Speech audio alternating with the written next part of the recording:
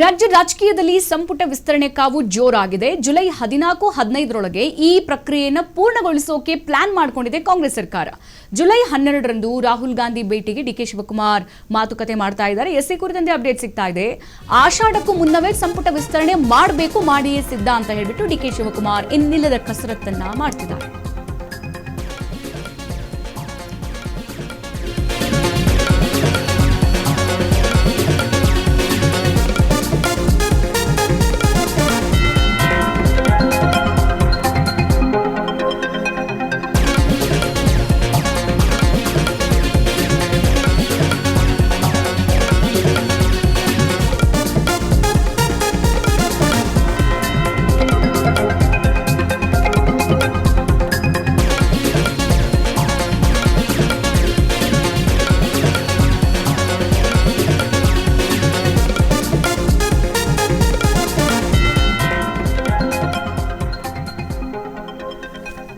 ರಾಜ್ಯ ರಾಜಕೀಯದಲ್ಲಿ ಸಂಪುಟ ವಿಸ್ತರಣೆ ಕಾವು ಜೋರಾಗಿ ನಡೀತಾ ಇದೆ. ಜುಲೈ 14-15ರೊಳಗೆ ಈ ಪ್ರಕ್ರಿಯೆಯನ್ನು ಪೂರ್ಣಗೊಳಿಸೋಕೆ ಕಾಂಗ್ರೆಸ್ ಮಾಸ್ಟರ್ ಪ್ಲಾನ್ ಮಾಡಿಕೊಂಡಿದೆ.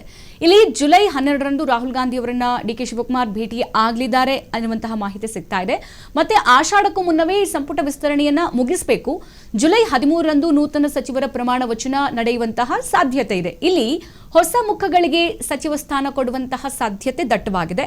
ದೆಹಲಿ ಸಭೆಯತ್ತ ಸದ್ಯ ಸಚಿವಾಕಾಂಕ್ಷಿಗಳ ಚಿತ್ತ ನೆಟ್ಟಿರುವಂಥದ್ದು ಡಿಕೆ ಶಿವಕುಮಾರ್ ಮತ್ತೆ ರಾಜ್ಯಪಾಲರ ಭೇಟಿ ಸದ್ಯ ರಾಜಕೀಯದಲ್ಲಿ ಹೊಸ ಸಂಚಲನವನ್ನೇ ಸೃಷ್ಟಿಸಿದೆ. ನೋಡಿ, ರಾಜ್ಯ ರಾಜಕೀಯದಲ್ಲಿ ಸಚಿವ ಸಂಪುಟ ವಿಸ್ತರಣೆ ಚರ್ಚೆ ಈಗ ಮತ್ತೆ ಜೋರಾಗಿದೆ. ಎರಡನೇ ಸಚಿವ ಸಂಪುಟ ವಿಸ್ತರಣೆ ಯಾವಾಗ ನಡೆಯುತ್ತೆ, ಯಾರಿಗೆ ಮತ್ತೆ ಮಂತ್ರಿಗಿರಿ ಕೊಡ್ತಾರೆ, 20 ಸಚಿವ ಸ್ಥಾನದಲ್ಲಿ 60 ಶಾಸಕರಿರುವಂಥದ್ದು ಯಾರಿಗೆ ಮುನ್ನಡೆ ಕೊಡಲಾಗುತ್ತೆ, ಯಾರಿಗೆ ಮನ್ನಣೆ ಹಾಕ್ತಾರೆ, ಜೊತೆಗೆ ಯಾರೆಲ್ಲ ಸಚಿವಾಕಾಂಕ್ಷಿಗಳ ಆಗ್ತಾರೆ ಎಂಬ ಅರ್ಥದಲ್ಲಿ ಬಹಳ ಲಾಬಿಗಳು ಕೂಡ ಜೋರಾಗಿತ್ತು ರಾಜ್ಯ ರಾಜಕೀಯದಲ್ಲಿ. ಈಗ ಆಷಾಢಕ್ಕೂ ಮುನ್ನ ಈ ಸಂಪುಟ ವಿಸ್ತರಣೆಗೆ ಕಾಂಗ್ರೆಸ್ ಹೈಕಮಾಂಡ್ ಗ್ರೀನ್ ಸಿಗ್ನಲ್ ಅನ್ನ ಕೊಡಲಿದೆ ಎಂಬ ಕುತೂಹಲ ಸದ್ಯ ಮೂಡಿದೆ. ಜುಲೈ 13ರಂದು ನೂತನ ಸಚಿವರ ಪ್ರಮಾಣ ವಚನ ನಡೆಯುವಂತಹ ಸಾಧ್ಯತೆ ನಡುವೆ ಈಗ ಮುಖ್ಯಮಂತ್ರಿ ಡಿಕೆ ಶಿವಕುಮಾರ್ ಮತ್ತು ರಾಜ್ಯಪಾಲರ ಭೇಟಿ ಸದ್ಯ ರಾಜಕೀಯ ವಲಯದಲ್ಲಿ ಈಗ ಹೊಸ ಚರ್ಚೆಗೆ ಕಾರಣ ಆಗಿದೆ. ಇತ್ತ ಜುಲೈ 12ರಂದು ದೆಹಲಿಯಲ್ಲಿ ರಾಹುಲ್ ಗಾಂಧಿ ಅವರ ಭೇಟಿಗೆ ಸಿಎಂ ಸಮಯ ಕೋರಿರುವಂತಹ ಮಾಹಿತಿ ಕೂಡ ಲಭ್ಯ ಆಗಿದೆ. ಮತ್ತೆ ಸಚಿವಾಕಾಂಕ್ಷಿಗಳ ಭವಿಷ್ಯ ಏನಾಗಲಿದೆ ಅನ್ನೋದರ ಮೇಲೆ ಸದ್ಯ ಎಲ್ಲರ ಚಿತ್ತ ನೆಟ್ಟಿರುವಂಥದ್ದು.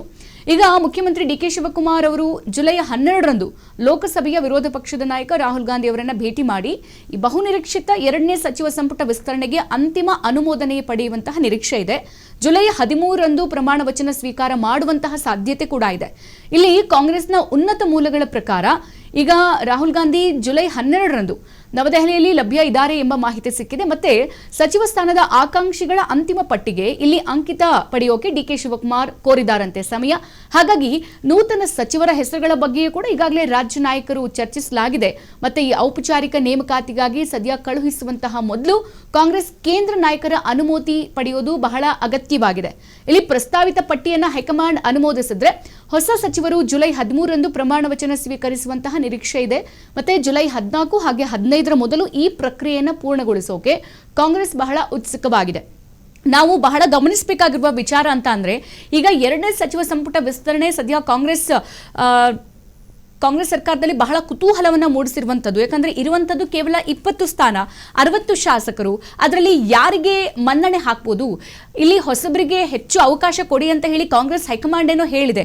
ಆದರೆ ಹೊಸಬರು ಅಂತ ನೀವು ಗಣನೆಗೆ ತೆಗೆದುಕೊಳ್ತಾ ಹೋಗೋದಾದ್ರೆ ಕಾಂಗ್ರೆಸ್ನಲ್ಲಿ ಬಹಳ ವರ್ಷದಿಂದ ಇಲ್ಲಿ ದಶಕಗಳಿಂದಲೂ ಕೂಡ ಕಾಂಗ್ರೆಸ್ಗೆ ಬಹಳ ಪ್ರಾಮಾಣಿಕವಾಗಿ ಕೆಲಸ ಮಾಡ್ಕೊಂಡು ಬಂದಿರುವಂತಹ ಕಾರ್ಯಕರ್ತರು, ಜೊತೆಗೆ ಶಾಸಕರಾಗಿರೋದು, ಜೊತೆಗೆ ಕಳೆದ ಸರ್ಕಾರದಲ್ಲೂ ಕೂಡ ಮಂತ್ರಿಗಿರಿಯನ್ನ ಸಮಕಟ್ಟಾಗಿ ನಿಭಾಯಿಸಿ ಬಂದಿರುವಂತಹ ನಾಯಕರು ಇದ್ದಾರೆ. ಹಾಗಾದ್ರೆ ಅವ್ರನ್ನ ಬಿಡುತ್ತಾ ಕಾಂಗ್ರೆಸ್ ಅನ್ನುವಂಥದ್ದು ಸದ್ಯ ಲೆಕ್ಕಗಳಿರುವಂಥದ್ದು. ಈ ಲೆಕ್ಕಗಳನ್ನೇನಾದ್ರೂ ಉಲ್ಟಾಪಲ್ಟ ಮಾಡಿ ಹೊಸಬರಿಗೆ ಮನ್ನಣೆ ಹಾಕಿದ್ರೆ ಹಿರಿಯರ ಕತೆ ಏನು? ಹಿರಿಯರು ಸುಮ್ಮನೆ ಇರ್ತಾರಾ? ಹಿರಿಯರು ಈ ಒಂದು ವಿಚಾರದಲ್ಲಿ ಯಾವ ರೀತಿಯ ಒಂದು ನಡೆಯನ್ನು ತೆಗೆದುಕೊಳ್ತಾರೆ? ಯಾಕಂತಂದ್ರೆ ಈ ಹಿಂದೆನೇ ನಾವು ನೋಡ್ತಾ ಹೋಗೋದಾದ್ರೆ ಇಲ್ಲಿ ಡಿ ಕೆ ಶಿವಕುಮಾರ್ ಉಪಮುಖ್ಯಮಂತ್ರಿ ಆದಾಗ ಅಲ್ಲಿ ಬಹಳಷ್ಟು ಜನ, ಇವರು ನಮ್ಮ ಡಾಕ್ಟರ್ ಜಿ ಪರಮೇಶ್ವರ್ ಆಗಿರ್ಬೋದು, ಗುಂಡೂರಾವ್ ಆಗಿರ್ಬೋದು, ಬಹಳಷ್ಟು ಜನ ಹಿರಿಯ ರಾಜಕೀಯ ನಾಯಕರು ಇದ್ರು.